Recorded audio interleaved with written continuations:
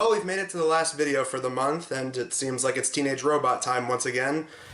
Only problem is, I don't really know what to talk about for this one. Like I mentioned in my Escape from Cluster Prime review, it's kind of hard to do multimedia reviews of this show since it barely counts as a franchise. Invader Zim is still more of a franchise than this show, and that one lasted one less season than Teenage Robot did. I could do videos on the theme park ride, Teenage Robot Roundabout, or the Christmas special, or Robot for All Seasons, but other people have done videos on those things and have pretty much said all I could possibly say. It goes without saying, but this is one of those shows that has built an audience years after it was on TV. Same goes for any form of merchandising. Sure, in the late 2000s and the early 2010s we got t-shirts and all 3 seasons on DVD, but that's about it. Nowadays, these DVDs are sold at jacked up prices on places like Amazon and eBay, mostly season 3 for some reason. That's where I have you beat. I bought all of the show's DVDs when they first came out in 2011. And I have the Australian exclusive box set with all 3 seasons. Like you're one to judge. You have Ed, Edd n Eddy DVDs from Thailand that you can't even watch. Right. But since then, nostalgia-driven pop culture companies have made some merch based on the series. Some made with Nick's approval, and some not. Maybe Nickelodeon would have made more money in merchandising if they advertised this show more. Places like Zen Monkey Studios, who made these Jenny pins, as well as this keychain, or Velas Hard Tapes and Toys, who made a Teenage Robot VHS tape, consisting of 8 episodes total, 4 from Season 1 and 4 from Season 2. And of course, there's the art book. Even then, there's not much to say about that other than it's pretty good. It has lots of awesome concept art and character models and character sheets and location art. It has pretty much everything you'd expect from an art book based on this show. The coolest part of it is, on the back there are fan reviews left by actual well-known fans in the MLATR community, like XJ0. How awesome is that? Remembering what I mentioned in my Escape from Cluster Prime review, I remembered that there is something we can talk about that involves this show: creepypastas. Back when I was just starting out, creepypastas were still fairly popular, so back then I did reviews on such titles like Cupcakes, Slenderman, and Red Mist, just to name a few. Looking back, like a lot of other content creators reflecting on their older stuff, some of these I'm very mixed on, mainly because they're fairly short. Hell, the Slenderman review is like under 5 minutes long. Nowadays, I try to put at least some more history and background into the character. Ever since those reviews, creepypasta has died to some, but to others have expanded past the typical lost episode and .exe format. It's springboarded plenty of original content from the likes of various YouTube horror narrators, as well as subcultures like Reddit text-to-speech, to internet mysteries, theories, and popular online horror fiction. But that's all a subject for another day. Want to know how this ties into Teenage Robot? There are plenty of MLATR creepypastas to go through, but to keep things simple, I'm just going to talk about a couple, go story by story, and then give overall thoughts at the end of the video. Now with that out of the way, let's start with the shortest of the stories in our lineup. First is MLATR The Lost Episode, Jenny Kills Everyone, and Left to Rust. So the Lost Episode begins with a brief rundown about the show and how one certain cursed episode resulted in the show's cancellation, and how it was apparently made while the show's creator was on vacation. Also, I loved the explanation that the show was hated by many and liked by some. Well, geez, that's kind of harsh, don't you think? Using the story as it's written off of the Fandom wiki, since the one on the Lost Episodes wiki has some pretty colorful language, the episode apparently starts with the theme song in G major and a hellish red glow. Once the episode starts, it has a realistic depiction of Jenny being beat with a sledgehammer by her mother. Why the heck you didn't save those people, that idiot asteroid? You are a stupid robot girl, Jenny. And the rest of the story plays out like a, and then this happened, so I'll just barrel through it. Jenny kills her mom, with the power of bad grammar apparently, then blows up the house. For no reason, she heads over to Brad and Tuck's house and then kills them by slitching their bodies in half. Moving on to the next story, Jenny Kills Everyone. It plays out like a bad troll pasta, even more so than the last one we talked about, since the faceless narrator mentions they somehow saw the episode on a VHS tape that they played on an Xbox One. Call me crazy, guys, but I'm starting to think that these stories aren't super ethereal. It's not super serial? The episode begins with Jenny being bullied. No specification as to who's doing said bullying, as she goes home and screams, "Why?" After her mom wakes her up and says, "Oh hell no," Jenny drops the F-bomb and kills her. Again, no specification of how, but she does, and then it just says that she killed everyone after that. Wow, the Skynet uprising is not as epic as they made it out to be. And then Jenny hangs herself with blood leaking out of her eyes.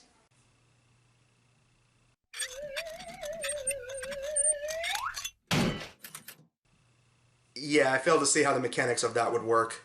As for the next story, Left to Rust, the faceless narrator says they were not a fan of the show, and then proceeds to say they have all the merchandise, like all seasons on DVD, a t-shirt, and the art book. Yeah, pretty sure that was a typo. But one day, while buying some stuff on Amazon, they stumbled across a generically labeled Teenage Robot DVD.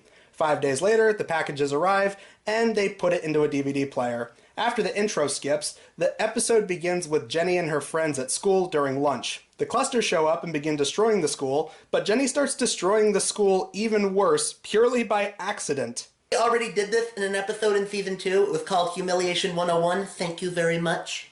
Everyone is pissed at Jenny, and they tell her to never come back. Or come out, as it says here. She then goes home sad, and then pumps herself full of gasoline until she explodes, with oily blood and body parts going everywhere. And then it ends with her remains in a scrapyard rusting away. Alright, so with the short stories out of the way, let's move on to some of the longer ones. First up, we have Jenny's depression, which, going off of that title, I can only assume halfway through the story it's going to turn into some emo high schooler's live journal entries. Oh wait, I think I already reviewed that, back when it was called My Immortal. My Immortal? What the heck is My Immortal? Wow, first you guys don't know what so bad it's good movies like The Happening are, and now you don't know infamously bad fanfictions like My Immortal? What is it? It's a hilariously bad Harry Potter fanfiction. Well, this time the narrator of the story actually gets a name. A 12-year-old boy named Brian Davestone. He says he was a huge fan of Teenage Robot and once got to meet Rob Renzetti while on a tour at Nickelodeon in 2005. While on the tour, he snuck into a room with a Do Not Enter sign, and naturally, he goes in and pulls out a VHS tape out of a chest. Let me guess, this was the same place they dumped copies of Squidward's Suicide, didn't they? Anyway, Brian goes home and plays the tape titled Jenny's Depression. As for the episode, it begins with Jenny waiting for Brad in the hall, annoyed by the Crust Cousins. Brad responds, "Gee, I didn't know they irritated you so much." Afterwards, Jenny responds in an angry voice and her eyes filled with tears. "Of course they annoy me so much!"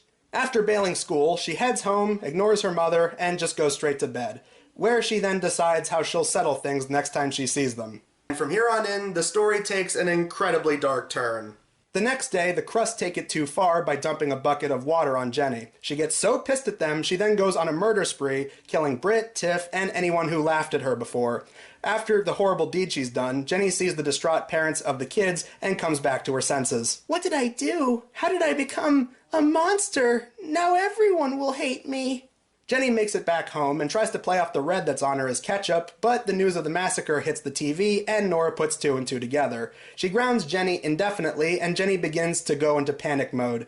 Jenny writes in her diary about what happened and she decides that she's going to cut off her head. Again, I feel the need to point out that there are several episodes of the show where Jenny is nothing but a severed head, so I really don't see how this functions with this character.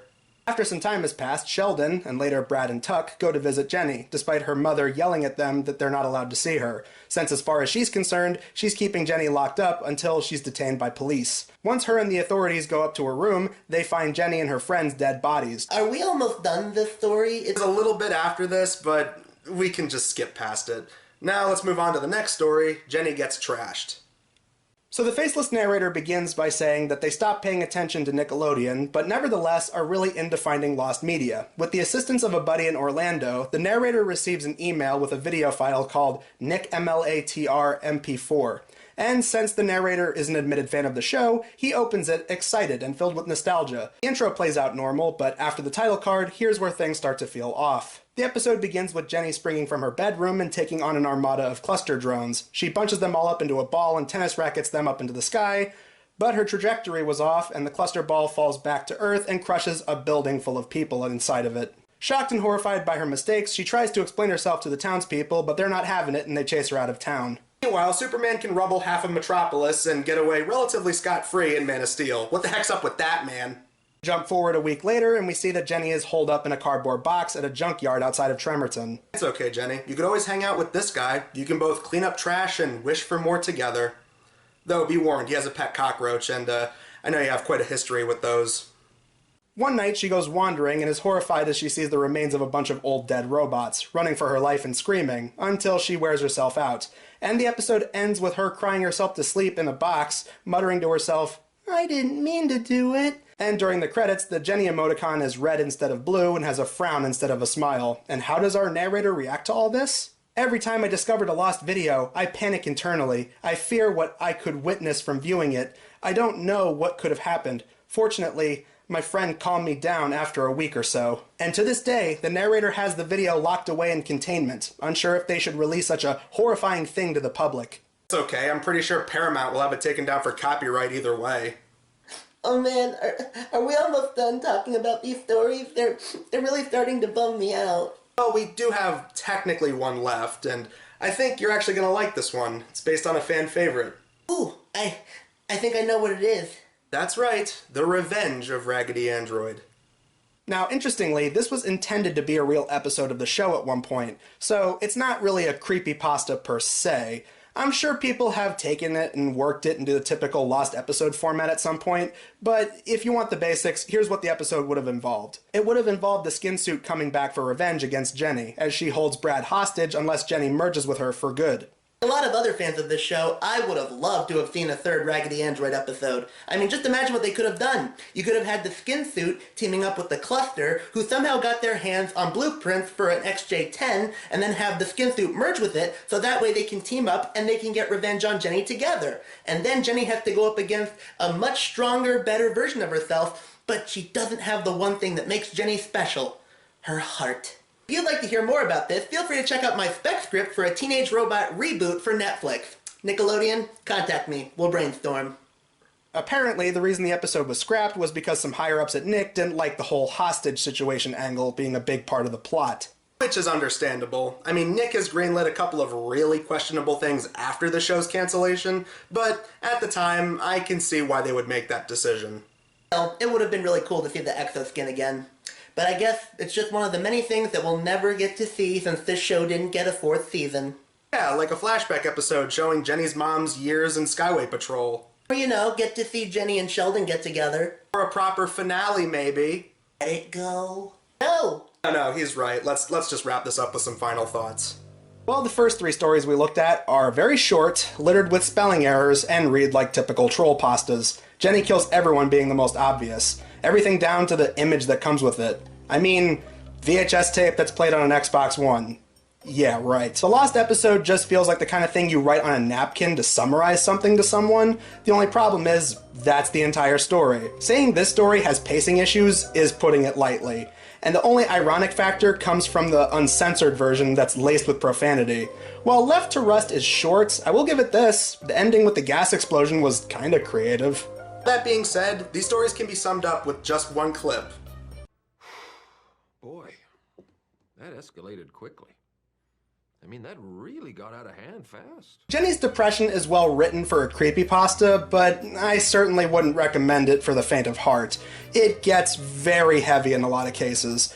Though, and maybe this one's just me, there's an added part to the story that implies that the episode and Jenny as a character was made in honor of a daughter that the creator of the show had who died in real life. None of that is actually true, so yeah, take that for what it's worth. But compared to other creepypastas I've looked at in the past, like Ed, Edd and Eddy, The Lost Episode, or that Max and Ruby creepypasta, it's certainly better written than those were. But out of all of these stories, Jenny Gets Trashed is my personal favorite. There are a few elements lifted from other parts of the series, like the Christmas episode and Escape from Cluster Prime, but I like that the story doesn't delve into too many creepypasta cliches, and focuses more on being a sad story more than a horror story. Not that I'd expect anything realistic or horrifying to truly come out of this show, excluding Raggedy Android, of course. But out of all of them, I thought this was the story that worked the most. It didn't try too hard to be morbid or depressing, it had a decent pace to it, and it didn't have a buttload of spelling errors. So if you're going to read one Teenage Robot creepypasta, I would personally recommend Jenny Gets Trashed. Wait, we forgot to talk about Jenny.exe. What about Jenny.exe? It's just Sonic.exe with Jenny's face instead of Sonic's. There's really nothing to talk about with that.